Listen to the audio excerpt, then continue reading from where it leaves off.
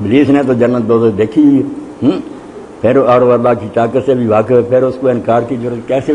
انکار کی ضرورت تو ہو جاتی ہے، بالکل سب کچھ جانتے، یہی تو اس کا استقبال ہے، نہ دیکھی ہوتی تو انکار کرتا شاید معافی بھی مل جاتی، ہاں یہ سب کچھ جاننے کے بعد ڈٹ گیا، توجہ بھی دلائی اللہ پاک نے، یہ بھی نہیں کہ وہ نہ واقف ہے، بعد میں بھی کہا کہ میں نے حکم دیا کیوں نہیں کر، اللہ نے اس کا جرم جو ہے نا وہ صرف سجدہ نہ کرنا نہیں، ابا واستکبر، انکار کیا اور اکڑ کیا کہ میں نہیں جانتا خدا کون ہوتا ہے، بلکہ اعتراض کر دیا کہ تو بات ہی نامعقول کہہ رہا، مٹی سے بنے ہوئے کے سامنے آگ سے بناؤ سجدہ کرے، الٹی گنگا بہارا۔ یہاں جو ہمارے کئی درویش کہتے ہیں نا نہیں وہ موحد تھا، اس نے کہا میں اللہ کے سوا سجدہ نہیں کروں، کہا اس کے بیچ نے یہ کہا تھا، وہ کیسا کرنا تو یہ مجھے کرے، میں آگ سے پیدا ہوا ہوں، نوری ہوں، حادثی ہوں، یہ خاکی متکبر بنا، تو ایسا جرم جو ہے نا